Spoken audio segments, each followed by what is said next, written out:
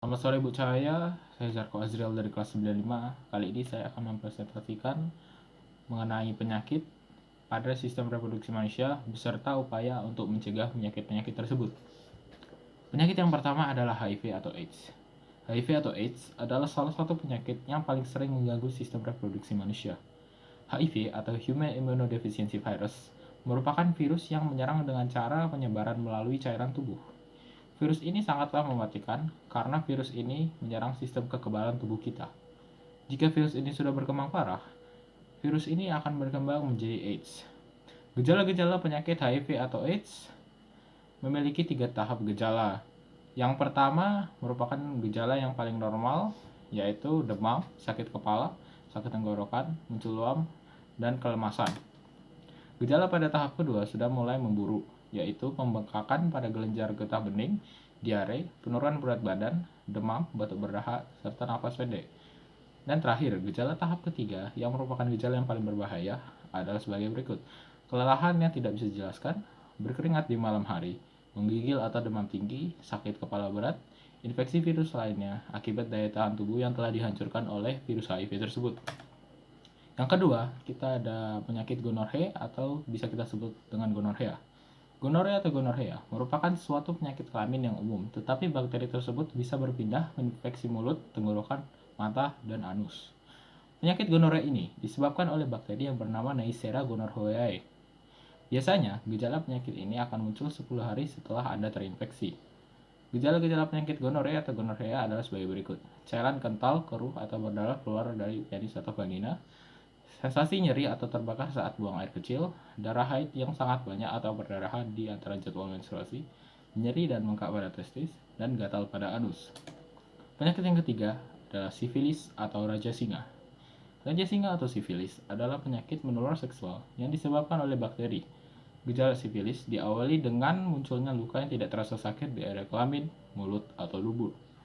Luka pada area kelamin yang menjadi gejala sifilis sering kali tidak terlihat dan tidak terasa sakit, sehingga tidak disadari oleh penderita-penderitanya. Meski demikian, pada tahap ini, infeksi dari virus ini sudah bisa ditularkan kepada orang lain. Gejala-gejala dari penyakit sifilis adalah luka di tempat bakteri masuk, munculnya ruam pada tubuh, dan kerusakan organ lainnya seperti otak, saraf, dan jantung. Penyakit yang keempat adalah herpes genital.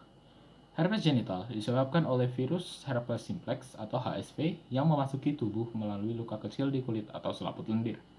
Orang yang terinfeksi virus ini tidak pernah menyadari dirinya telah terinfeksi karena herpes. Umumnya tidak menimbulkan tanda-tanda. Gejala-gejala penyakit herpes genital adalah sebagai berikut.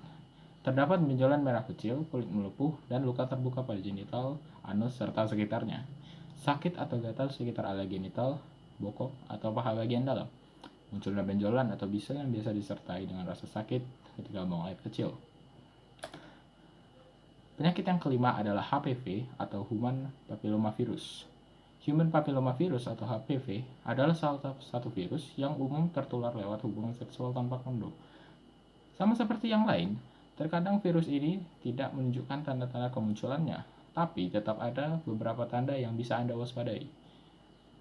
Tanda yang dapat Anda waspadai adalah sebagai berikut. Muncul daging kecil, berwarna merah atau keabu-abuan di sekitar area genital.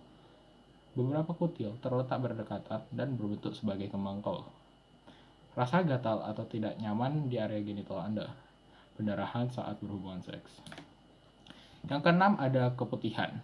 Keputihan ini merupakan penyakit kelamin yang terjadi pada perempuan dengan gejala cairan berwarna putih, kekuningan, atau putih keabu-abuan pada bagian vagina yang bersifat encer atau kental, berbau tidak sedap, dan dapat menyebabkan kegatalan.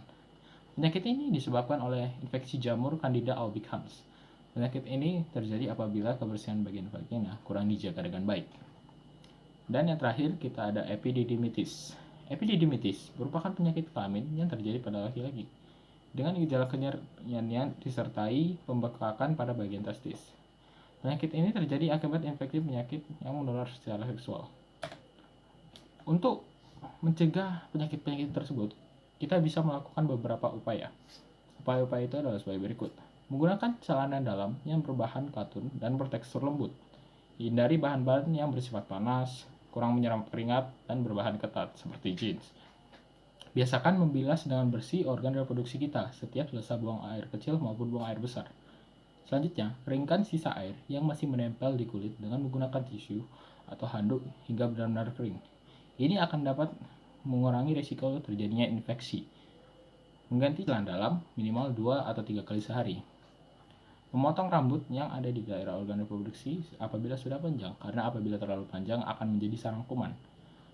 Bagi yang perempuan, apabila sedang mengalami menstruasi, gantilah pembalut sering mungkin. Pada saat aliran darah banyak, kamu dapat menggantinya minimal 5-6 jam sekali. Darah yang tertampung pada pembalut bisa menjadi media tumbuhnya kuman penyebab infeksi. Sekian dari saya, terima kasih.